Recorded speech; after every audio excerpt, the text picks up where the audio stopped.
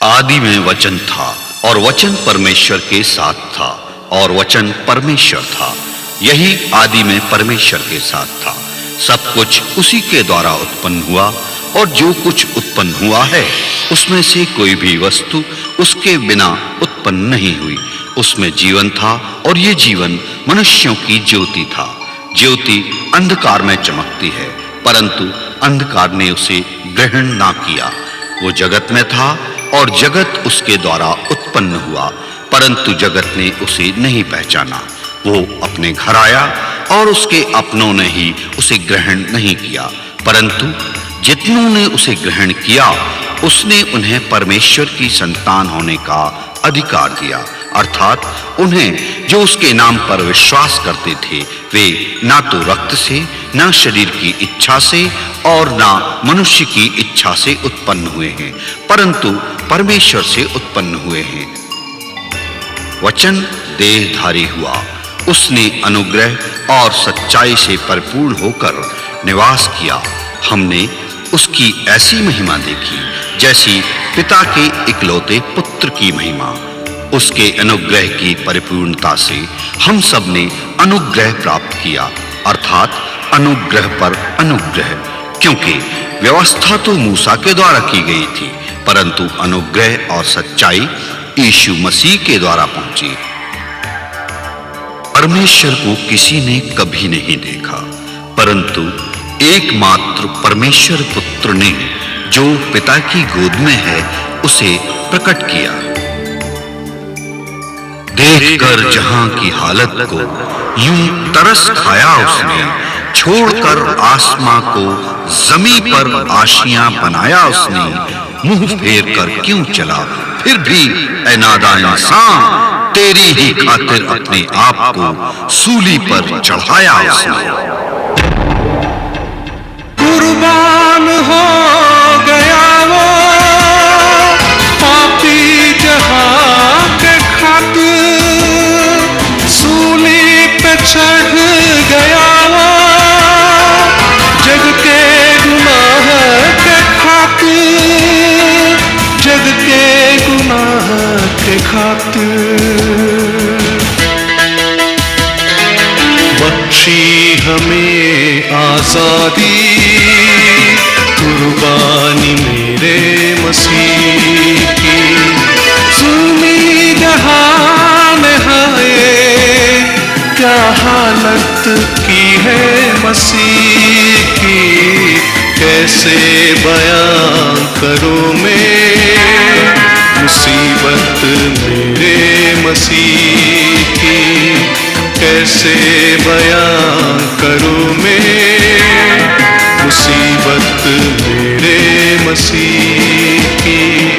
सुनी जहान है क्या हालत की है मसीह की, कैसे बयां करूं मैं मुसीबत मेरे मसीह की, मुसीबत मेरे मसीह की, मुसीबत मेरे मसीह की।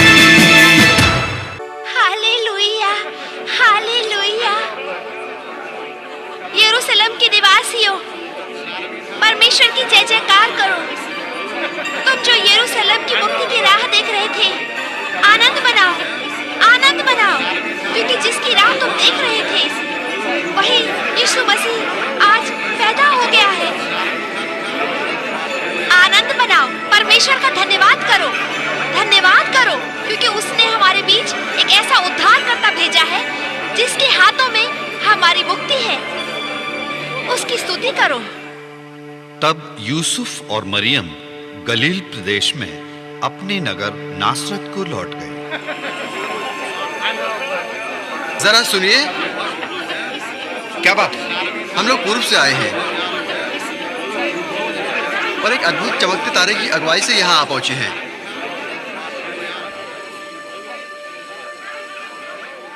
हाँ, कि लोग हैं कौन? हम लोग ज्योतिषी हैं।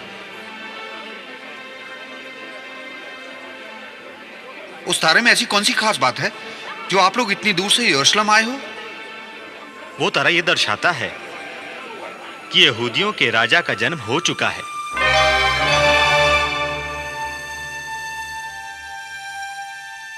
ये हम क्या सुन रहे हैं?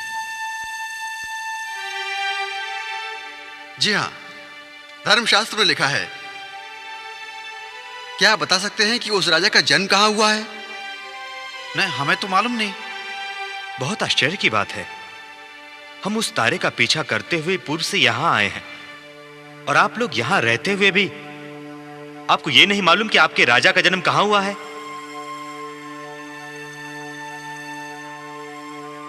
हाँ, भविष्यवक्ता ने को कुछ कहते हुए मैंने ऐसा सुना है। शमौन भी कह रहा था कि उद्धारकर्ता जन्मा है। क्या तुम लोग उसी के बारे में पूछ रहे हो? हाँ हाँ, कहाँ है वो? हम उसी को देखने आए हैं। ये तो मैं नहीं जानता, पर इतना यकीन के साथ कह सकता हूं कि वो लोग मंदिर में थे। उन्हें तो यहां से बहुत देर हो चुकी है। कहाँ?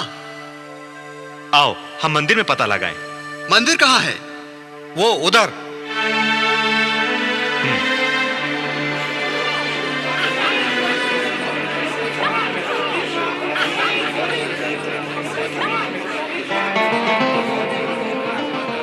कौन थे वे लोग? पूर्व देश के ज्योतिषी। ज्योतिषी? क्या कह रहे थे? यही कि उन्होंने यहूदियों के राजा का तारा देखा है और उसे ढूंढते हुए यहां आए हैं। यहूदियों के राजा का तारा? यहूदियों के राजा का तारा देखकर यह सूचना तो हेरोदेस को देनी ही चाहिए।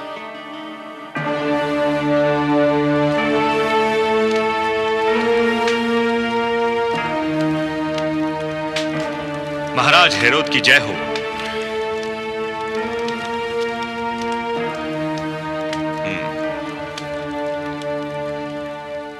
इस समय तुम्हारे यहां आने की वजह?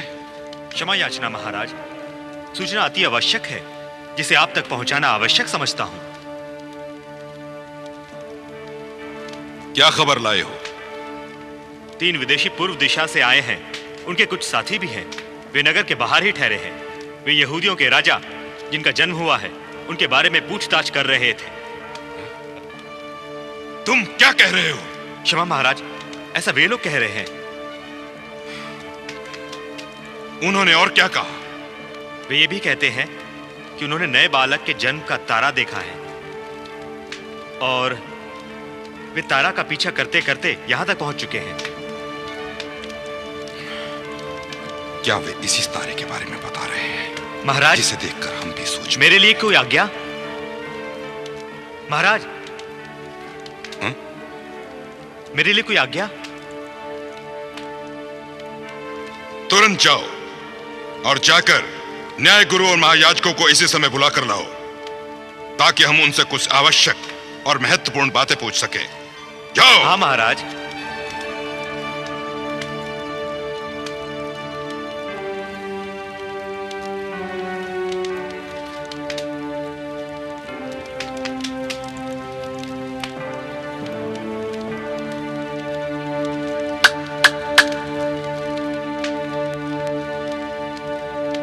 मेरे खास मंत्री को बुलाओ।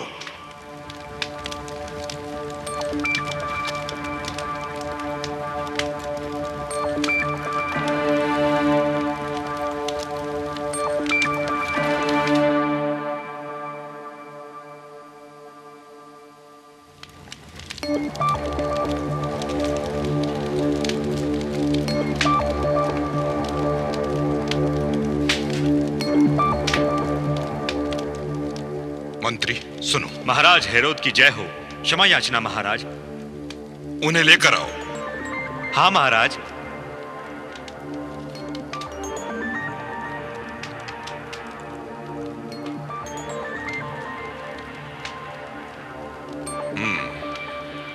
तुम सब लोग सुनो। हमने तुम्हें यहां इसलिए बुलाया है क्योंकि हम जानना चाहते हैं कि मसीह के जन्म के बारे में तुम्हारा धर्मशास्त्र क्या कहता है। मसीह का जन्म कहां होना चाहिए?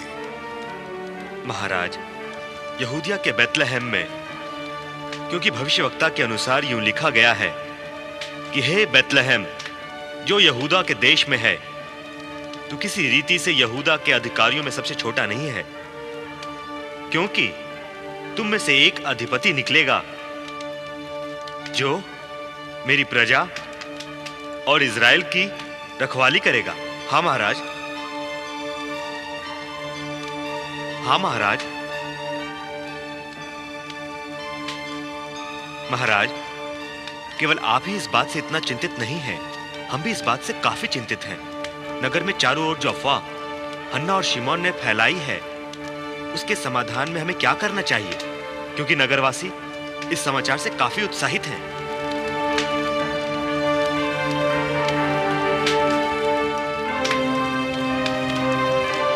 जी हाँ महाराज, और इतना ही नहीं, लोग कहते हैं कि उन लोगों ने उस बालक को जो नवजात शिशु है उसके माँ बाप की गोद में खेलते हुए देखा है। क्या?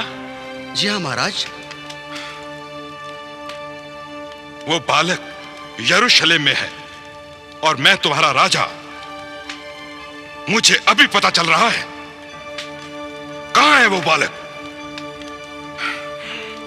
हम तो केवल इतना ही जानते हैं महाराज, वो बालक मंदिर में था, जैसा कि लोग कहते हैं।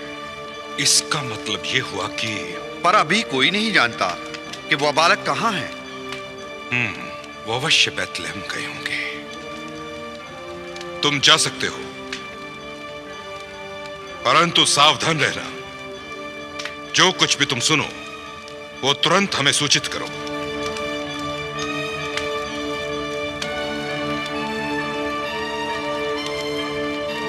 जी महाराज।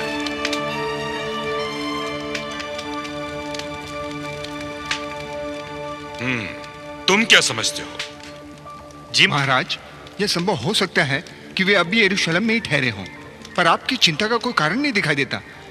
मैं सोचता हूं कि आपको नगर में खोज करवानी चाहिए।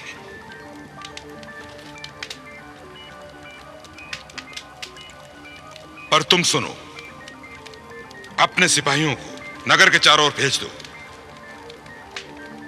और देखो कि क्या वे अभी तक यहां हैं, और हमें सूचित करो। ठहरिए महाराज, मेरी सलाह से आप उन ज्योतिषियों को निमंत्रण दे करके राज दरबार में बुलाइए और उनसे पूछताछ कीजिए। जहां तक मेरा ख्याल है, वे सिपाहियों से घबराकर कुछ नहीं कह सकेंगे।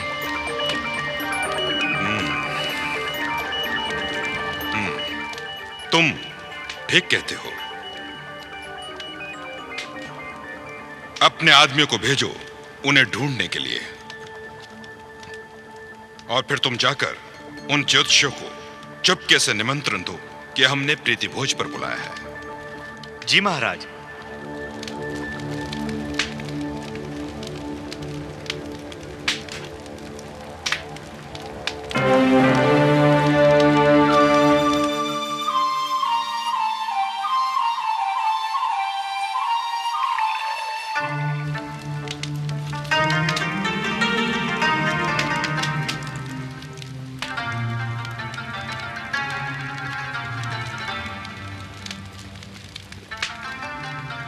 अल्पाहार स्वादिष्ट था। हाँ, बहुत स्वादिष्ट। धन्यवाद। किंतु महाराज, आपके शाही दावत का आशय क्या है? हाँ, हमें बताइए महाराज। यहूदियों का धर्मशास्त्र भी उस बालक के जन्म के विषय में संकेत करता है।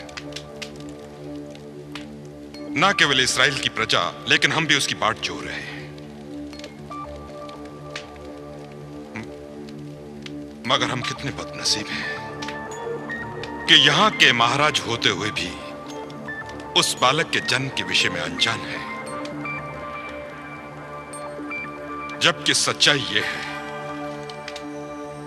कि उस बालक यहूदियों के राजा को देखने के लिए हम बहुत बेचैन हैं।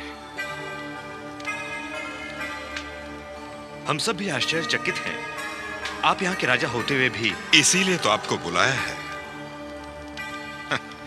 इसीलिए तो आपको बुलाया है। आप लोग तो जानते हैं कि राजधानी में पूरा समय जाता है और सावधानी भी रखनी पड़ती है। हां, लेकिन क्या आप मुझे बता सकते हैं कि तारा ठीक किस समय दिखाई दिया? इस बात को बहुत समय बीत चुका है। करीब 2 वर्ष पूर्व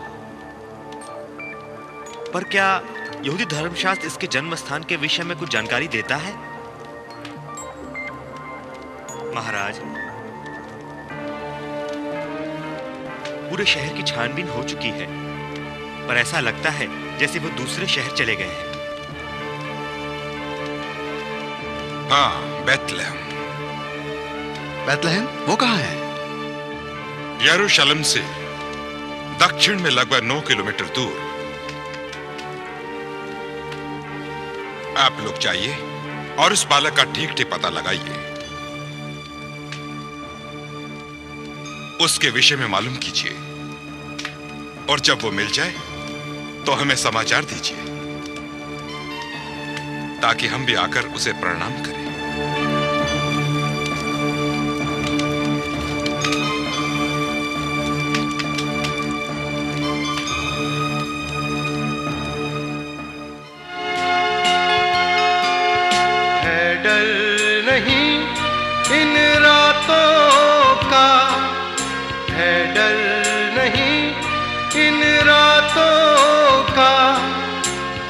काली काली घटाओं का अपनी धुन में चला जा रहा, धीरे धीरे बढ़ चला।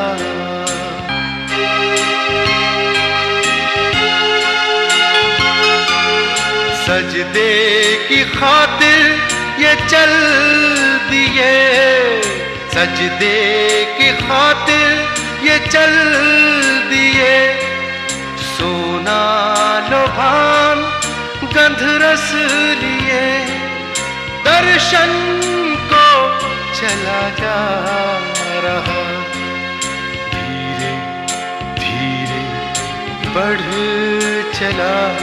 मंजूसियों का काफिला एक ही लगन जाएंगे हम, जन्मा मसीह जहां।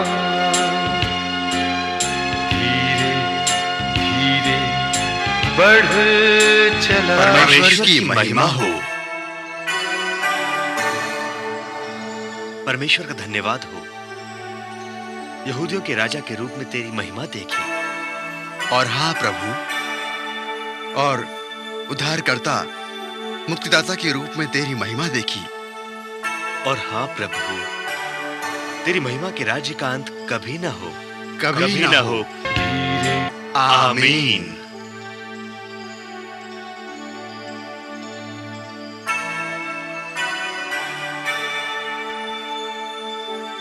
ये क्या है? परमेश्वर के चरणों में मेरी ये छोटी सी भेंट, सोना। हमारे उद्धारकर्ता के चरणों में तुच्छ भेंट, लोबान।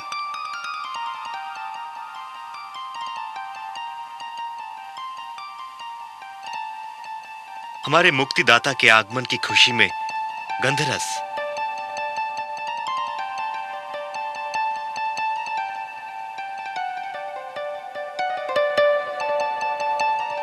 परमेश्वर का धन्यवाद हो, अपनी मंजिल पर पहुंच गए। हाँ, उसकी स्तुति हो, उसका अनुग्रह हम पर सदा रहे।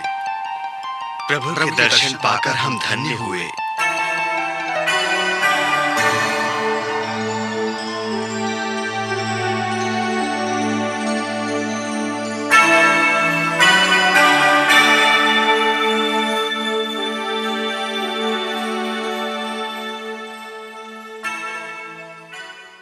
ये तारा कहां गायब हो गया? कहीं दिख नहीं रहा।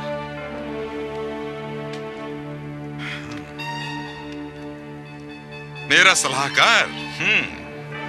महाराज, इस समय मुझे बुलाने का कोई विशेष कारण? हाँ, ये 3 ज्योतिषी अभी तक लौटकर नहीं आए। हाँ, उन्होंने आने में देर तो की है महाराज, किंतु ये सब तुम्हारी सलाह का नतीजा है। बालक खोजने सिपाहियों को भेजना चाहिए था, उन ज्योतिषियों को नहीं।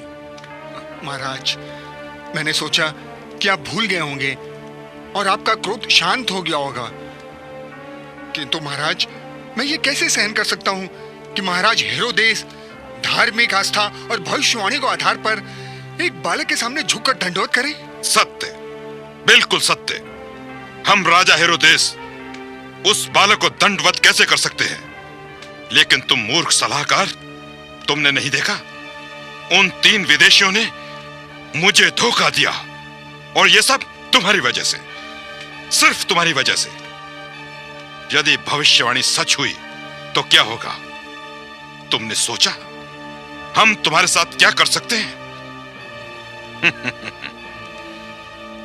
ध्यान से सुनो, यहूदियों को नए राजा की आवश्यकता नहीं है, लेकिन एक नए सलाहकार की जरूरत है।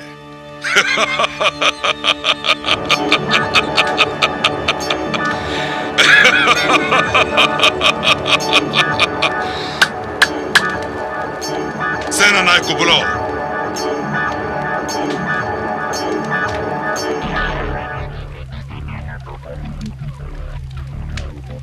उन ज्योतिषियों ने मुझे धोखा दिया, इस मूर्ख सलाहकार के कारण।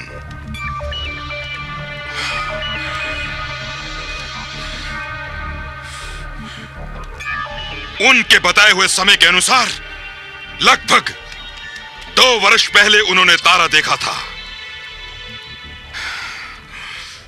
हमारी आज्ञा लो, बेथलेहम और उसके पास के नगरों में जन्मे 2 वर्ष और उससे छोटे बालकों को मरवा डालो, सब बालकों को मरवा डालो।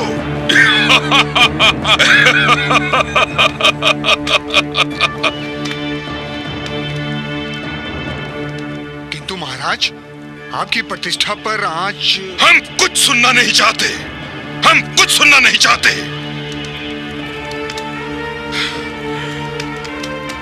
हम कभी सुनना नहीं चाहेंगे कि हमारे सिंहासन पर कोई दूसरा राजा बैठे।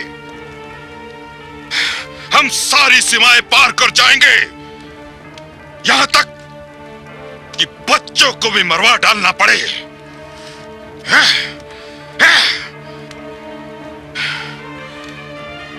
हम चाहते हैं कि यह काम कल सबसे पहले किया जाए।